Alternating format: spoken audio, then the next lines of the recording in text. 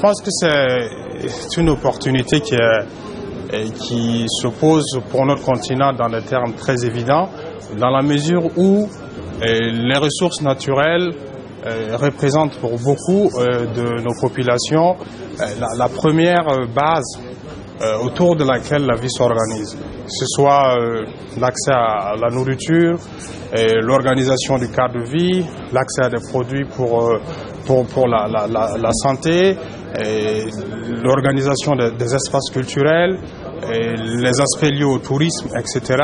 C'est inévitablement un domaine dans lequel nous devons nous investir pour faire face, comme je l'ai dit tantôt, à la nécessité de transformer efficacement nos ressources dans une approche de développement durable. Ça doit aussi nous permettre de contribuer à faire que nos sociétés se développent tout en réduisant justement les émissions de carbone. Vous savez, c'est le bien public mondial par excellence. Si nous parvenons justement à réduire les émissions de carbone, ça nous permet aussi d'accélérer la croissance dont notre continent a tant besoin, en tout cas de soutenir la dynamique actuelle en matière de croissance pour notre continent. Et c'est aussi l'opportunité pour nous de réussir un développement qui a pour finalité réellement un objectif social, donc de réduction, d'élimination de la pauvreté et de réduction des inégalités de façon substantielle. L'espoir, il est réel parce que il y a les pays travaillent. Vous avez de plus en plus de pays africains qui s'engagent dans cette voie. Vous avez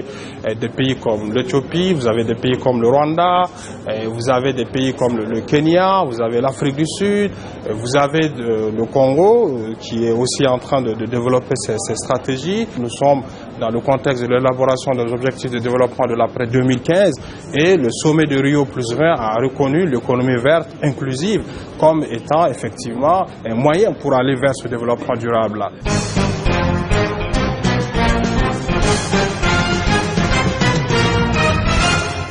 L'agriculture doit jouer un rôle de premier plan pour nombre de nos pays.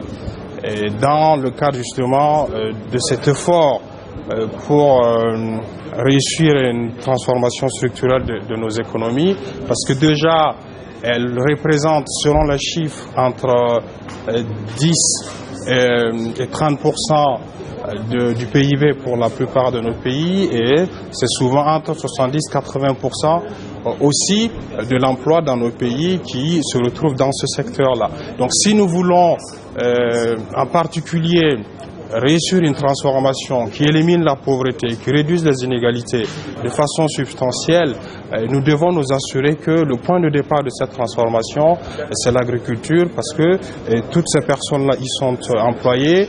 La plupart des pauvres aussi ont leur activité, leur vie qui est liée au secteur agricole. Donc s'il y a une réussite dans le secteur agricole, ce sera la réussite de ces populations-là dont la vie dépend de cette agriculture. Il est important que les stratégies que nous allons engager se fassent avec les paysans et pour les paysans.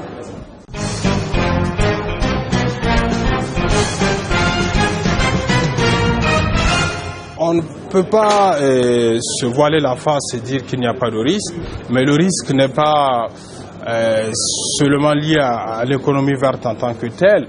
Et toutes les innovations comportent une part de risque. Et l'économie verte, c'est un concept nouveau, et c'est un nouveau paradigme que nous voulons expérimenter.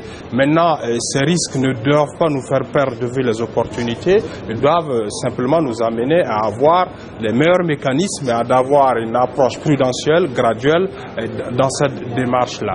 Il y a des initiatives, des projets, des programmes qui pourraient échouer. Donc si nous ratissons large dans notre portefeuille d'action, nous nous donnons plus de chances d'avoir un grand nombre, effectivement, de ces interventions à aboutir et nous conduire vers cette trajectoire d'économie verte, inclusive, de développement durable que nous recherchons. Donc, il faut aussi mettre en place des mécanismes qui anticipent sur les risques d'erreur, les problèmes potentiels et qui soient prêts à les corriger.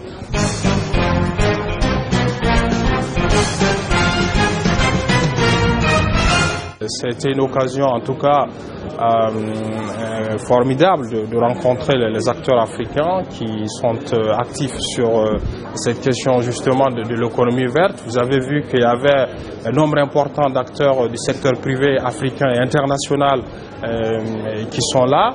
Et cela, justement, a permis des interactions riches et de voir ça et là les efforts qui sont faits sur le continent. Il n'y a pas de raison que les résolutions restent lettres mortes parce que notre continent est définitivement engagé à réellement faire en sorte que les défis qui se présentent à nous réussissions à les affronter de façon efficace et définitivement. Je pense, et ce que j'ai pu voir autour de moi, c'est qu'il y a une Afrique qui se mobilise, il y a une jeunesse qui se mobilise, africaine qui se mobilise de plus en plus, de façon à ce que nous restions concentrés, et nous fixions le cap, nous gardions le cap par rapport effectivement à ces défis-là.